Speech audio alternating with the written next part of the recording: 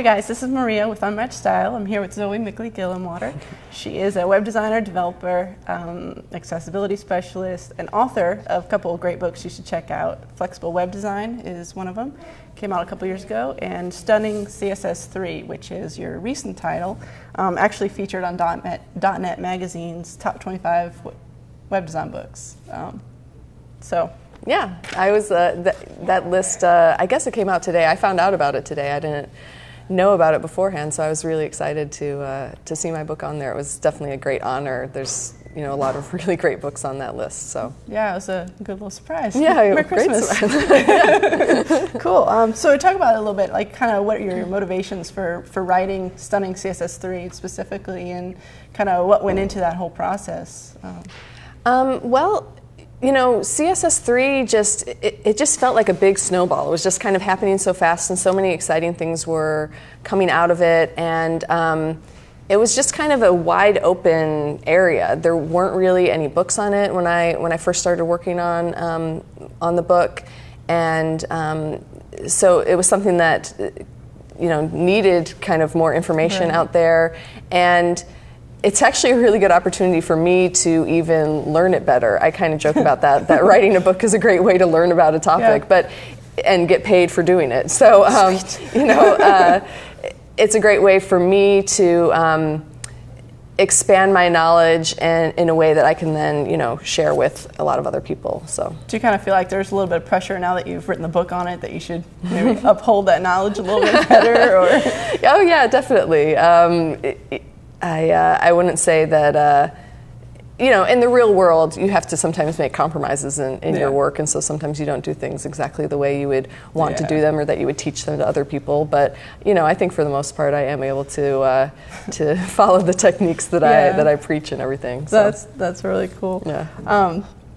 So talk about a little bit about the book and how it differs from some of the other CSS books out. Like now, it's a project-based guide pretty much, so you can sort of learn and immediately put to use in practical ways, kind of different techniques that you talk about. So yeah, that was definitely what I wanted to do with the book. Since CSS3 isn't completely finished yet, it didn't seem like it made sense to have it be kind of an encyclopedia sort of reference sort of book.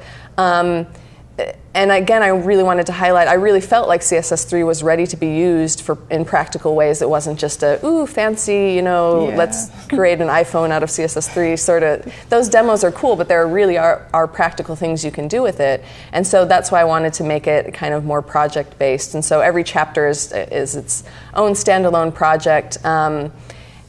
As well as has a lot of, every property I go over, I talk about different ways that you could use that property beyond just the one that I'm teaching in the book. Right. So I really wanted to provide a lot of real-world practical ways that you could use all of these new things that are in CSS3. Yeah. What was kind of the one thing that you were writing about, if there was one, that you were like, I'm really excited to finally be able to show this off, or this is really cool. Like, was there anything like that, in writing the book, and then sort of on the same way, things that you wish you could do like now, like like things in the future. This will be really cool when I can finally do this. Right. What are kind of some of those, highlights for you at least personally? Yeah. Well, definitely media queries are something that we can use right now. That I was really excited about writing the book. So, since I've written the book, kind of the term responsive web design has come out, coined by Ethan Marcotte, and that's just a really, really exciting movement in web design. It totally ties in with my earlier book, Flexible Web Design, and so I'm excited to see it gaining more traction. And so that aspect of CSS3 kind of takes it to the next level.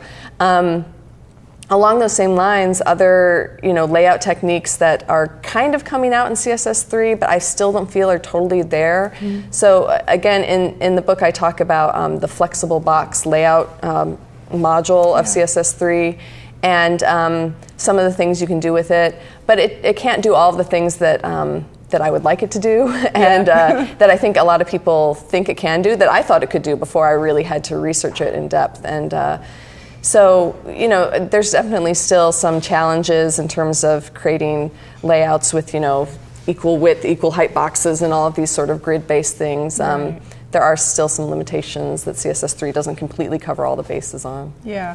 How you are an accessibility specialist since you've written the book, right? You sort of taken on a new role, sort of? Well, I've worked in accessibility for a number of years. I used to work for the state of North Carolina, and we did a lot of federally funded projects. So that's kind of where I learned about accessibility, and did a video training title for lynda.com on accessibility. Right. So I've worked in accessibility for a number of years, but yes, now I work for AT&T, and that is my primary responsibility as opposed to being one of the things I do. It's the main thing I do. Yeah. How do you feel like sort of the past books that you've authored, you know, and what your current role is, how do you sort of see those tying in, you know, thinking about flexible liquid designs and versus elastic, you know, some differences with, especially now with different devices and text sizes. A lot of the baby boomers now are sort of, you know, coming of age, and they need larger text and things like that. So certainly an elastic layout would accommodate for that. What sort of things in terms of that, and even CSS3, like how would that contribute to sort of the success of an accessibility effort, you know? Yeah, well, flexible layout techniques definitely have a big impact on accessibility in terms of making sure that the content is adaptable to all these different user scenarios. I mean, even if you don't have a flexible layout, just making sure that your layout at least can adapt to changing text sizes, at least by expanding in height and things not overlapping and that sort of thing. So that's a big piece of it. And you know, another thing is that CSS3 has a lot of techniques that replace images, that we can do things with pure CSS instead of having to use images, and so that can be an accessibility benefit in a lot of cases now too. Instead of having to have an image of text, you can have real text that you apply effects to, and when it's real text, then the user can scale it, or the user can even turn off that CSS, and so it's a lot more flexible, a lot more adaptable to all these different people and devices and assistive technology. So I definitely think there is a lot of accessibility benefits to CSS3, so yeah, those pieces of my career kind of fit together well. Well, that's really cool. So any plans for a new book, or you know, anything else for the upcoming year, you know, that you're excited about or toying with the idea? Maybe we can convince you. I don't know. I don't have any other books in the works right now. I am thinking about doing another kind of video training title, and I definitely love, you know, writing articles and things like that. So. Well, we love reading them. Yeah, well, great, thank you.